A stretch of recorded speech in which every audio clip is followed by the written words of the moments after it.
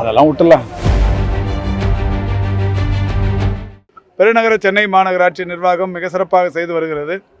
இந்த வில்லிவாக்கம் ஆட்டிறைச்சி கூடமாக இருந்தாலும், பெரம்பூர் ஆட்டிறைச்சி கூடமாக இருந்தாலும், எல்லா ஆட்டிறைச்சி கூடங்களும் இன்றைக்கு நவீனப்படுத்தப்பட்டு வருகிற சூழலில் சைதாப்பேட்டையில் இருக்கிற இந்த ஆட்டிறைச்சி கூடத்தை பொறுத்தவரை 1960களில் உருவான ஒன்று.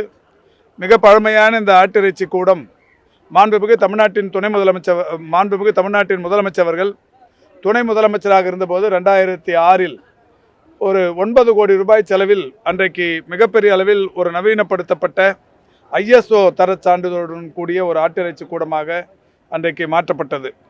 தொடர்ந்து இன்றைக்கு பெருகி வருகிற மக்கள் தொகை, அதேபோல் வியாபாரத்தின் கூடுதல் என்கின்ற வகையில் இன்றைக்கு இதை மீண்டும் புதுப்பிக்கிற வகையில், நவீனப்படுத்துகிற வகையில் மாண்புமிகு தமிழ்நாட்டின் முதலமைச்சருடைய வழிகாட்டுதலை ஏற்று பெருநகர சென்னை மாநகராட்சி நிர்வாகத்தின் சார்பில் 25,000 சதுர அடி பரப்பில் 20 கோடியே 19 லட்சம் செலவில் ஒரு புதிய நவீன இறைச்சி கூடம் ஒன்றை கட்டும் பணி தற்போது தொடங்கி வைக்கப்பட்டிருக்கிறது. பெருநகர சென்னை மாநகராட்சியின் வணக்கத்திற்குரிய மேயர் அவர்கள், தென்சென்னை நாடாளுமன்ற உறுப்பினர் பெருமதிப்பிற்குரிய தமிழச்சி தங்கபாண்டியன் அவர்கள், மரியாதைக்குரிய இந்த மண்டலத்தின் தலைவர் 10வது மண்டலத்தின் தலைவர் திரு துரைராஜ் கிருஷ்ணமூர்த்தி முதலானோர், பெருநகர சென்னை மாநகராட்சியின் ஆணையர் அவர்களுடைய தலைமையில் துணை ஆணையர், இணை ஆணையர்கள் பங்கேற்க இந்த சிறப்புமிக்க நிகழ்ச்சி நடைபெற்றிருக்கிறது. இது தமிழ்நாடு முதலமைச்சர் அவர்களுடைய சிங்கார சென்னை 2.0 எனும் திட்டத்தின் கீழ் இது உருவாக்கப்பட்டிருக்கிறது. இந்த இறைச்சி கூடத்தை பொறுத்தவரை 700 ஆடுகள் இறைச்சிக்காக தயாராகிற வகையில், ஒரே நாளில் 700 ஆடுகளை இறைச்சிக்காக தயாரிக்கிற வகையில் 105 கொக்கிகளுடன் 8600 சதுரடி பரப்பில் ஒரு மிகப்பெரிய அமைப்பு உருவாக்கப்படவிருக்கிறது. ஆட்டு இறைச்சிகளை ஜட்கா மற்றும் ஹலால் முறையில் தயார் செய்யும் வகையில் இக்கூடத்தில் வசதிகள் ஏற்படுத்தப்பட்டிருக்கிறது. அதேபோன்று இறைச்சியை குளிரூட்டி பதப்படுத்தும் முறையும், கோல்டு ஸ்டோரேஜ் என்கின்ற வகையில் பதப்படுத்தி வைப்பதற்குரிய வசதிகளும் செய்யப்பட்டிருக்கிறது.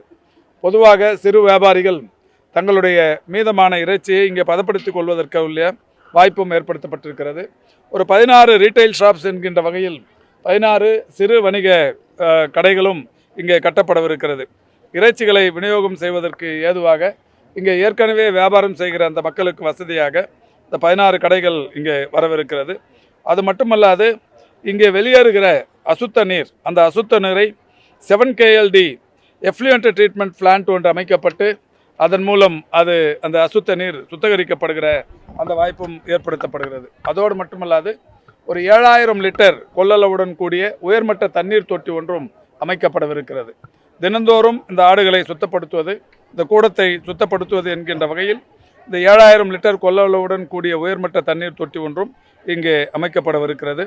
இது ஓராண்டில் கட்டி முடிக்கப்படும் என்று ஒப்பந்தக்காரர்கள் சொல்லியிருந்தாலும் ஒரு 10 மாத காலத்திற்குள்ளாகவே இதை கட்டி பயன்பாட்டுக்கு கொண்டு வருவது என்கின்ற வகையில் இந்த பணிகள் இப்பொழுது தொடங்கப்பட்டிருக்கிறது. பொதுவாக இந்த பகுதியில் ஆட்டிறைச்சி கூடம் அமைந்திருக்கிற இந்த பகுதி என்பது சுற்றிலும் குடியிருப்புகள், ஏராளமான ஆயிரக்கணக்கான குடியிருப்புகள் நிறைந்த பகுதி. ஜோதியம்மாள் நகர், ஜோகி தோட்டம், நெருப்புமேடு, செட்டி தோட்டம் என்கின்ற இந்த 4 குடியிருப்புகளை பொறுத்தவரை ஏறத்தாழ 3000 குடிசை பகுதி குடியிருப்புகள் இருக்கிற பகுதி. எனவே இங்கே இந்த பணியை விரைந்து முடித்து இது போக்குவரத்துக்கு இடையூறு இல்லாமல் செய்கிற வகையில் மாநகராட்சி நிர்வாகம், குறிப்பாக ஆணையர் அவர்கள் அதற்கான திட்டமிடுதலை செய்திருக்கிறார்கள். அந்த வகையில் இந்த பணி இப்பொழுது மிக சிறப்பாக தொடங்கப்பட்டிருக்கிறது. அதெல்லாம் விட்டுலாம்.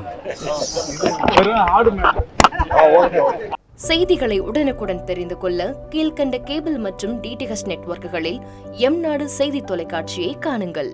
பாதகம் செய்பவரை கண்டால் நாம் பயம் கொள்ளலாகாது பாப்பா. மோதி மிதித்து விடு பாப்பா, அவர் முகத்தில் உமிழ்ந்து விடு பாப்பா.